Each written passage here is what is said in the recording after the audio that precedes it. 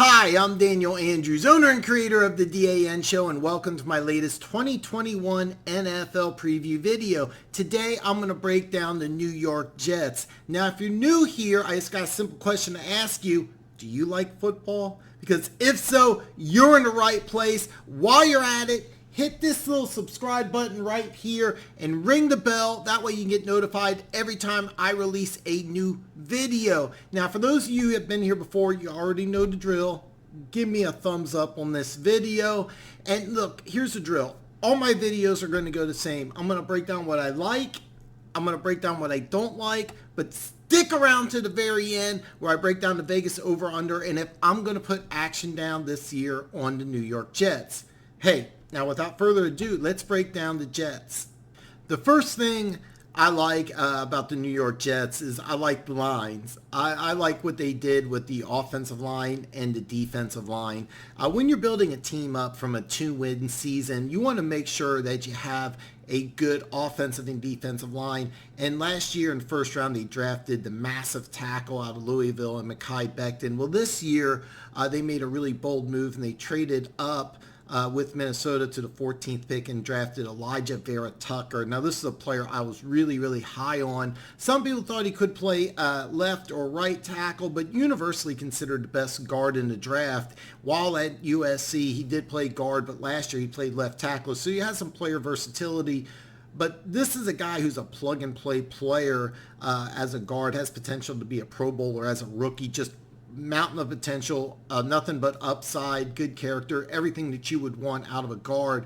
So what the Jets did is they prioritized their offensive line with the draft with Becton last year and then Elijah Vera Tucker this year. But in free agency, they added perfect defensive ends for this wide 9 defense in Carl Lawson and Vinny Curry.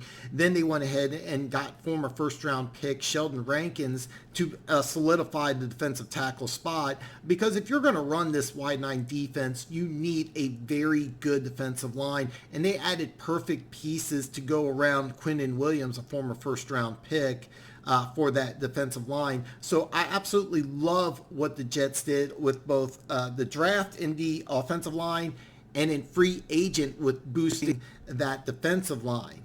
Now, the second thing I like, and I kind of talked about this already with Robert Saleh's wide 9 defense, but I like the new philosophy the Jets are bringing in. The philosophy with the Jets is really simple. They want to be big and physical and run the ball on the offensive side of the ball, and they want to be fast and aggressive and get after the quarterback on the defensive side of the ball. Now, on offense, I remember last year they drafted the 6'3" Denzel Mims, a big physical, fast wide receiver out of Baylor in last year's draft. And then in free agency, what do? You go after Corey Davis, a 6'3", big, fast, physical wide receiver to go along on the outside. So you have 6'3", 210-pound wide receivers on the outside.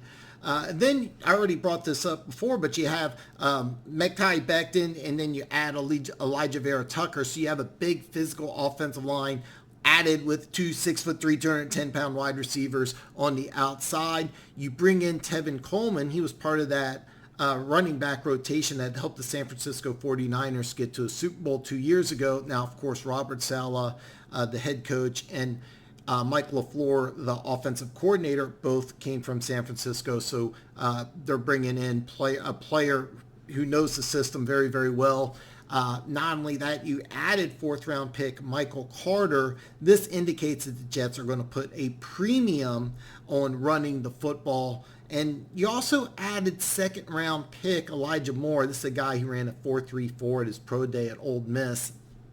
So when you get a big physical team that wants to run the football, be careful, because you got a guy with 4.34 speed that's available on the outside. So you can't put 8 in the box or 7 in the box. You got to be careful because you got a deep threat on the outside, something very smart that the Jets did. And then the wide 9 defense that Robert Saleh is going to bring in, you have the defensive side of the ball, and the wide 9 defense is built around maximizing speed on passing situations and winning one-on-one battles against the offensive line and maximizing your speed, athleticism, and aggressiveness against running the ball. Bottom line, this team is built to run the ball and play fast, aggressive defense. And they added players in both the draft and free agency to fit this new philosophy. And finally, the last thing I like about the Jets is I love Zach Wilson's arm talent. I watched Zach Wilson last year at BYU make throws that 25 other starting NFL quarterbacks simply cannot make. He kept on being compared to Patrick Mahomes in regards to arm talent. And while I hate the hyperbole and the hype that's often put on college players undeservingly, in this case, it kind of was deserved, and it really isn't that far off. He kept on consistently making throws his last year at BYU that most NFL quarterbacks simply cannot make. And I love when you add a quarterback with this much arm talent with a team that is going out of its way to establish the run. This is going to be a run-first team in the New York Jets, but you add a quarterback with all this arm talent, and you also have a big physical offensive line.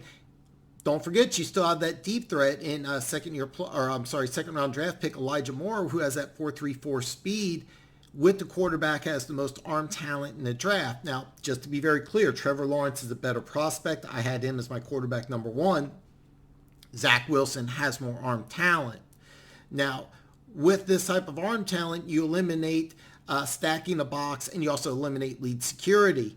Let me explain. You have a pair of athletic 6'3" wide receivers on the outside. If you get down, let's just say 24-7, you can start throwing jump balls to these 6'3", 210-pound wide receivers. Plus, you have that 4.34 speed and Elijah Moore. So, to be honest with you, no lead is really safe against the Jets because you could take a quarterback with a lot of arm talent in the gunslinger mentality. You got the deep threat, and you could throw those 50-50 balls to those 6'3", 210-pound wide receivers on the outside all day long. And then when you get the lead and you really want to stop the run, you got to be aware of the deep ball, and you got to be aware of the jump ball with those big physical wide receivers on the outside. So just to recap what I like about the Jets, I like the offensive and defensive lines. I like the coaching philosophy, and I love Zach Wilson's arm talent.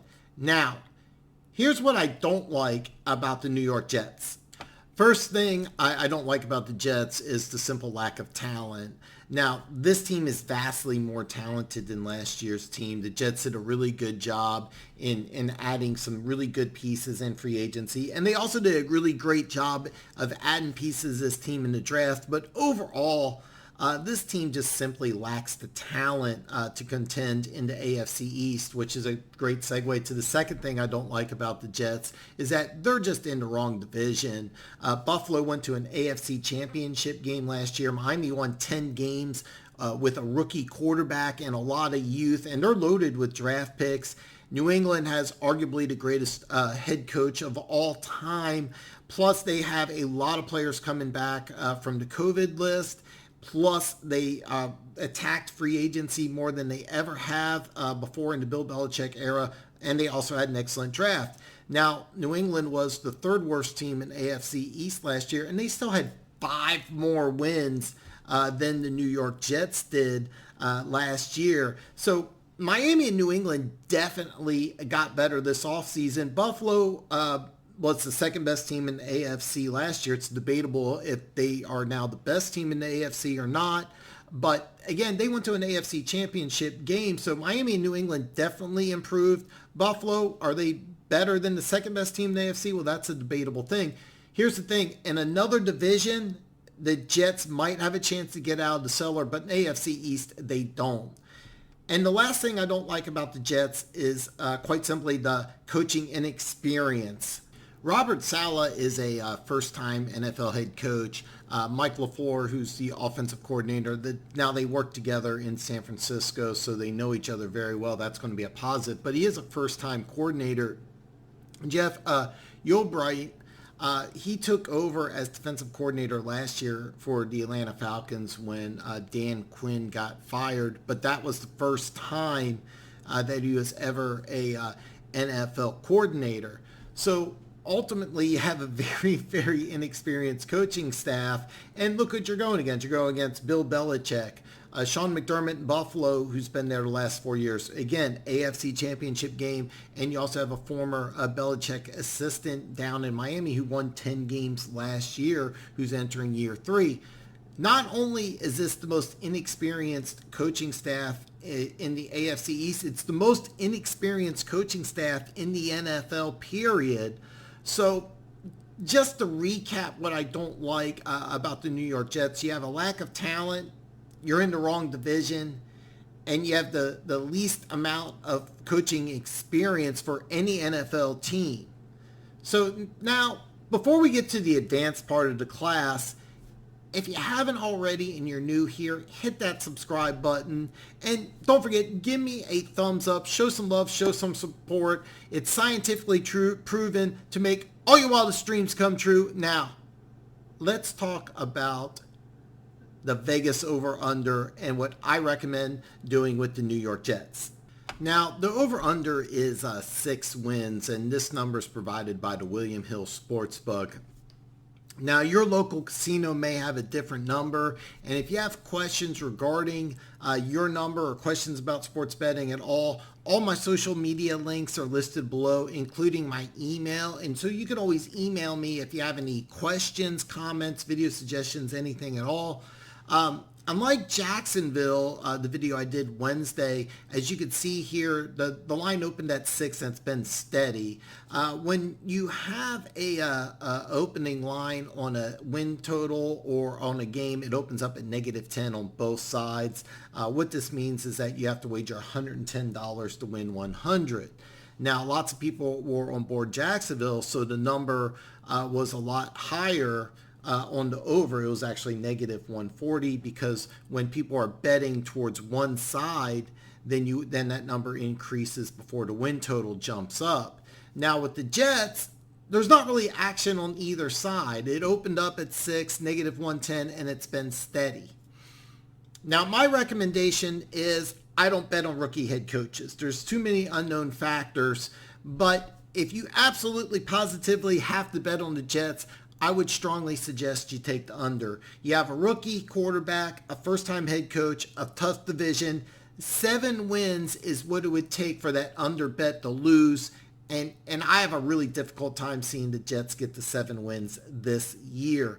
Again, my advice is don't bet this team, but if you really have to bet on the Jets, my suggestion would be to take the under. Now, this is my opinion. I create these videos as a way to start a conversation with you. So look, I want to hear from you. I gave my video, I gave my opinion. Leave a comment below. Let me know what you think, what your opinion is. Now, if you're watching the premiere that I'm releasing Friday at noon Central Standard Time, tonight's the live stream. Friday, 7:15. Every Friday at 7:15, I go live here on YouTube. I answer any and all of your football questions live. Now, Monday, I'm going to break down the Houston Texans, but join me live. It's a great show. So tonight, 7:15, I'll see you at the Dan Show.